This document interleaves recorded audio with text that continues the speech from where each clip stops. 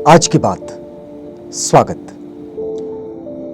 आज की बात शुरू करते हैं एक छोटे से प्रसंग से। और ये प्रसंग है, ये घटना है तथागत बुद्ध के जीवन की। वास्तव में इस घटना से हम कुछ खास बातें सीखते हैं। तो आइए पहले आपको वो घटना बताते हैं और फिर घटना अगर आप सुन लें तो शायद सीख आपको अपने आप मिल जाएगी। तो देखिए कि वेरंजा के कुछ ब्राह्मण एक बार तथागत के पास गए।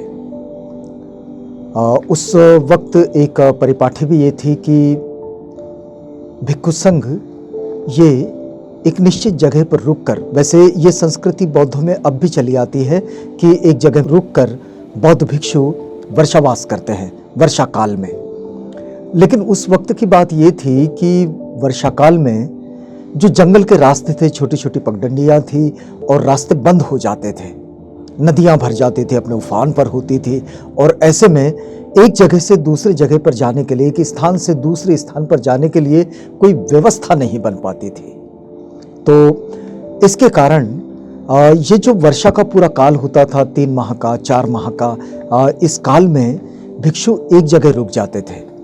वैसे तो भिक्षु संघ के लिए तथागत का आदेश था कि भिक्षु एक 24 घंटे से ज़्यादा, यानी कि एक दिन से ज़्यादा किसी एक स्थान पर ना रुको।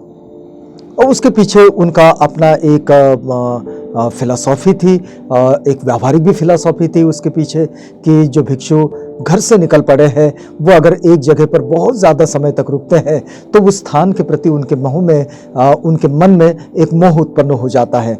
वहाँ कुछ बहुत सगे संबंधी बन जाते हैं, नज़दीक पास के लोग बन जाते हैं और उनसे जो संबंध विकसित होते हैं उसके कारण भी एक अलग तरह की आसक्ति पैदा होती है। तो वर्षा काल में भी भिक्षु इकट्ठे रुक सकते थे।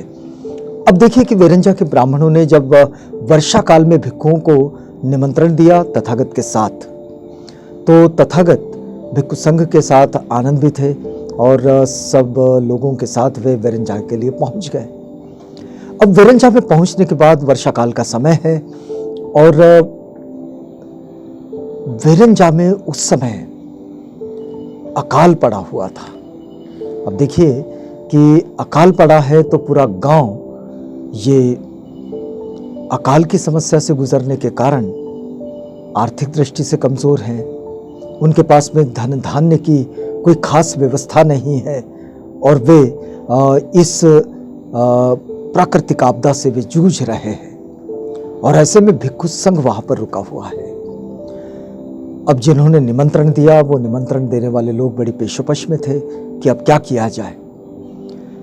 तथागत अपना काम तो करते थे, वर्षा काल में रुके हैं तो वर्षा काल की एक विशेष व्यवस्था हुआ करती थी कि भिक्षु जब इकट्ठा होते थे तो एक दूसरे के साथ वो बातें शेयर किया करते थे जो अन्य अलग अलग क्षेत्रों में जाकर वो जिन समस्याओं से जूझते थे उन समस्याओं का उन्होंने समाधान कैसे निकाला, इस पर वे अपने अन्य भिक्षुओं के साथ इस पर चर्चा करते थे। और इसकी शेयरिंग के बाद वो ये भी देखते थे कि भाई मैंने तो इस समस्या का इस तरह का हल ढूंढा, आपके पास में ये समस्या होती तो आपने कैसा हल ढूंढा होता। तो इस तरह से वो बात चलती थी। लेकिन ये सारी बातें होने के बावजूद वेरंजा में जो जिस तरह का अकाल पड़ा हुआ है, तो इस अकाल के कारण जब भी भिक्षु संघ भिक्षाटन के लिए जाता तो उसे कोई भिक्षा नहीं मिलती, वो भिक्षा नहीं पाता था क्योंकि किसी के भी घर में खाने के लिए ऐसा कुछ नहीं था तो वो भिक्षुओं को क्या देते। एक वक्त ऐसा आया कि भिक्षुओं को कुछ भी नहीं मिला और स्थिति ये भी बनी, वो वर्षावास के अंत का समय आ गया। और ऐसे में उस वक्त में एक बात ये देखी गई थी कि उत्तरापथ के जो कुछ घोड़े के व्यापारी थे, यानी कि घोड़ों के जो सौदागर थे, उत्तरापथ मतलब इस वक्त का पंजाब, तो पंजाब से कुछ व्यापारी इस वेरंजा के क्षेत्र में आए थे और वो किसी और तरफ जाने वाले थे, दूसरी तरफ जाने वाले थे। लेकिन वर्षा काल शुरू होने के कारण वे वहीं वेरंजा में रुक गए। तो जहां उनका ये डेरा था उस डेरे में, घोड़ों के डेरे में, वहां एक अंजुली भर चावल रखा जाता था भिक्षुओं के लिए, क्योंकि भिक्षुओं के लिए गांव तो कुछ खा नहीं पाता था, लेकिन भिक्षुओं को निमंत्रित किया गया है तो इन्हें कुछ तो खाने की व्यवस्था की जाए। तो भिक्षुओं के लिए अंजुलि भर चावल रखा जाता था। तो भिक्षु कहीं से तो उनको भिक्षाटन में कुछ नहीं मिलता भिक्षा में, तो वे घोड़ों के उस डेरे की तरफ चले जाते थे और वहाँ से वो अंजुलि भर जो चावल होता था उसको अपने साथ लेकर जाते थे। यह अंजुलि भर चावल ले जाने के बाद जहाँ उनका निवास होता था वहाँ पर रुकते थे। तो वहाँ ओखल में चावल को पीस कर उसका पाउडर बना लिया जाता था, उसका आटा बना लिया जाता था और उसे ही भिक्षु खा लेते थे। आनंद ओखली में इसी आटे को पीस कर तथागत को भी देते थे और तथागत इसी को ग्रहण कर ये पूरा समय उन्होंने वर्षावास का निकाल लिया। एक दिन ओखली का ये जो आवाज आ रही थी चावल के कूटने की, पीसने की, तो तथागत ने सहजे आनंद से पूछ लिए कि आनंद क्या ये ओखली की आवाज है? तो उन्होंने कहा हाँ ये ओखल की आवाज है। तो तथागत ने कहा और फिर उसके बाद तथागत को ये सारी बात भिक्षुओं ने समझाई, क्योंकि रोज यही भोजन था। वैसे तथागत का तो कोई आक्षेप नहीं था, लेकिन ये सब होने के बाद तथागत ने कहा, जब उनको ये पूरी घटना पता चली तो तथागत ने कहा भिक्षुओं से कि अरे सत्पुरुषों, तुमने अपने आप को जीत लिया। ये जो अपने आप को जीत लिया वाली बात है, इस बात को थोड़ा सा समझेंगे, सीखने की बात है ये।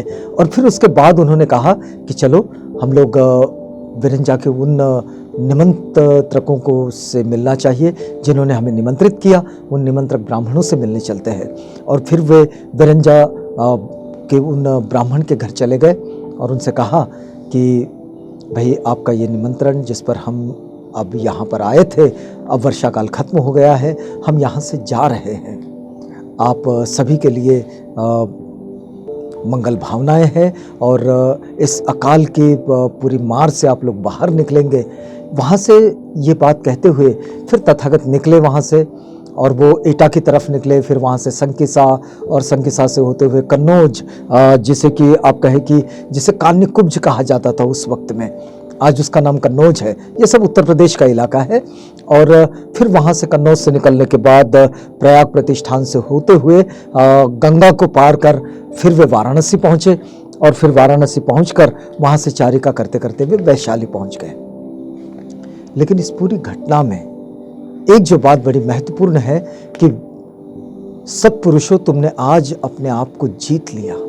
इसका मतलब यह है कि भिक्षुओं, गृहपतियों, लोगों, आपने जब जो व्यवस्था बनी उस व्यवस्था में जीना सीख लिया, जैसे परिस्थितियां बनी उन परिस्थितियों के साथ हो लिए और अपने आप को जिला लिए, तो तुमने अपने आप को जीत लिया।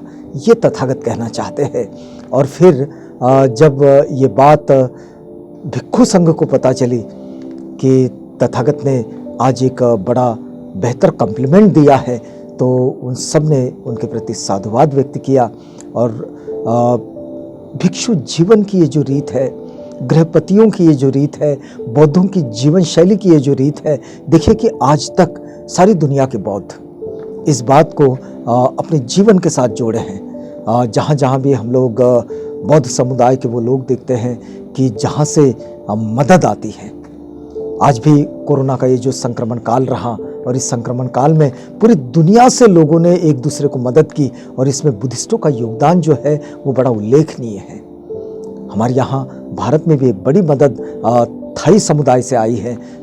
थाई जो बुद्धिस्ट परिवार है उन परिवारों ने बड़ी मदद की है और ये मदद ऑक्सीजन के रूप में, ये मदद वेंटिलेटर्स के रूप में, ये मदद कंसंट्रेटर्स के रूप में, ये मदद ऑक्सीजन जनरेटर्स के रूप में, ये मदद खाना पुराने तक की, मतलब धन धान्य की भी मदद ये सब आई है। और यहाँ भी जहाँ जहाँ बौद्ध भिक्षु रहे तो बौद्ध भिक्षुओं ने अपने आप को कोई विहारों में कैद नहीं कर लिया। वो बाहर निकले और बाहर निकलकर लोगों की मदद में रहे, उन्हें हॉस्पिटल तक ले जाने में, उन्हें सेवाएं देने में, उनके लिए दवाएं पहुंचाने में, उनके लिए अगर खाने की चीज़ें नहीं है तो खाने की चीज़ें उन्होंने उन तक पहुंचाई।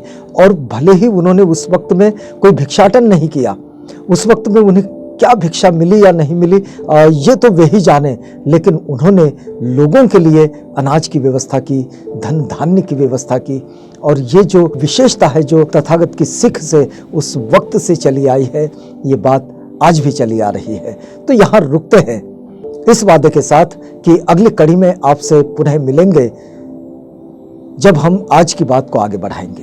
तो तब तक के लिए हमें इजाजत दीजिएगा।